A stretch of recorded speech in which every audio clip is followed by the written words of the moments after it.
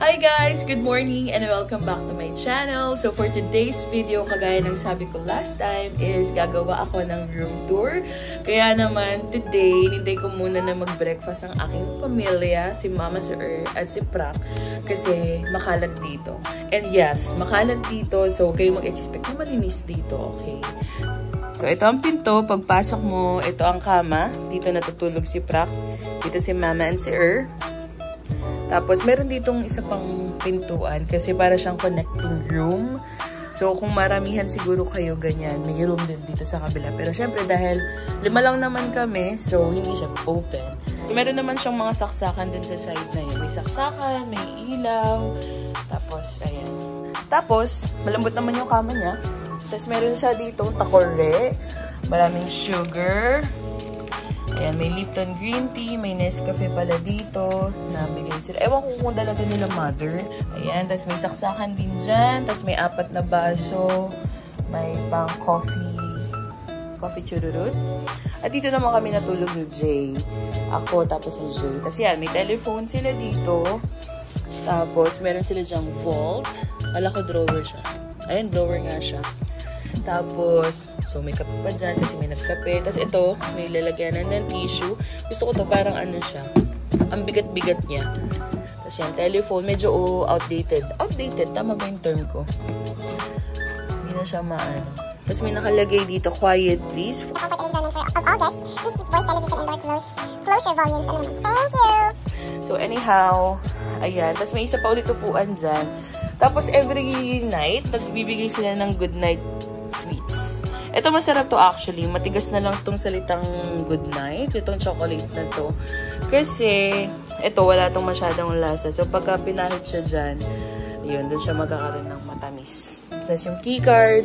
Tapos may nakalagay din ditong sign. So, please do not disturb kung ayaw ng linisin ng room. Or ito naman kung gusto mo ipalinis yung room. May calendar din dito.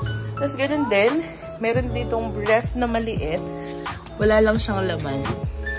Ayan. So, wala siyang laman. Ito yung selfie mirror. Hi, guys! Ayan. Tapos, ito nga pala ang asawa ko. Nagtatago siya dyan. Tapos, ito yung aircon, AC, tapos ito yung remote niya. Ayan. Ayan, shucks. Ayan. Tapos ito, hindi ko alam kung anong tawag dito eh, pero, ayan. Alam niyo na yan, guys. Tapos yan, yung shower room. Ayan yung kanilang shower room. Maganda kasi separate siya.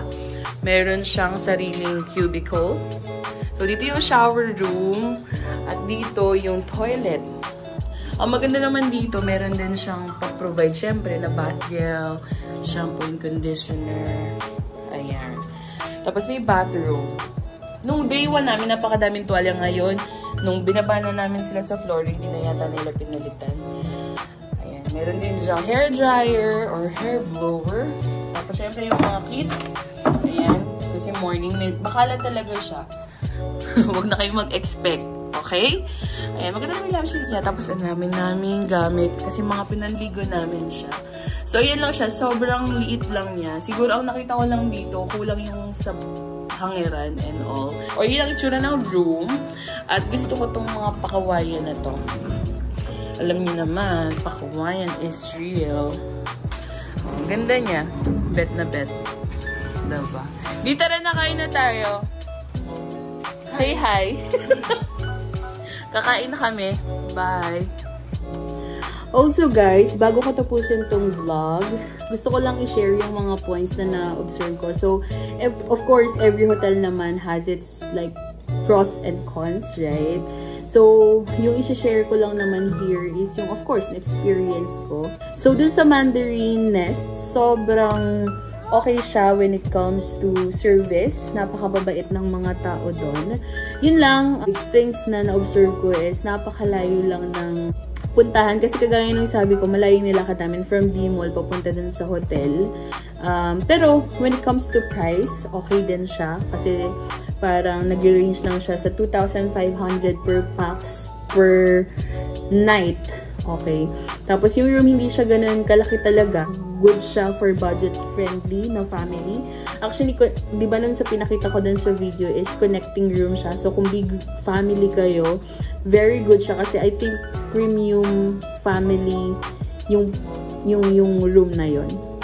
Tapos, mahaba yung lalakaran mo papunta dun sa CR. So, ibig sabihin, mahaba yung magiging basa na mangyayari papunta dun sa CR. So, yon.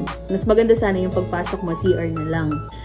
I love yung selfie mirror. Sobrang laki niya. So, sobrang good yon kasi nakapag-aura-aura ako doon. Tapos, hindi ganong kalaki talaga yung pool. Sa totoo lang, maliit lang yung pool nila na nasa 5th floor. Kapag madami ng family doon, parang hindi siya advisable na mag-swimming kapag sobrang dami na. So, yun, maliit lang siya. Pero kung gusto mo mag-relax-relax, maganda din kasi maganda yung view. Hindi nga lang kita yung mismong beach pag nandun ka sa 5th floor nila kasi natatakpan siya ng mga puno. Pero again, mababait yung mga staff doon kapag nanghingi ka ng towel, kasi may available water, lemon water doon sa taas is ma-access mo agad or mabibigyan ka agad. Tapos, yung wifi nila medyo keeps on reconnecting. So, mahina yung signal kasi sa Globe. So, wala kang data. So, yung option mo lang is really sa wifi. So, nagre-reconnect siya, which is not that super nice. And then, by the way, yung pool nila dun is heated pool. So, kapag malamig na sa gabi, masaya din kasi heated yung pool. Kaya lang, ang isa naman din na nakita ko dun is when it comes to buffet, sobrang konti lang ng selection ng food. Siguro, may rate ko siya ng 7/10.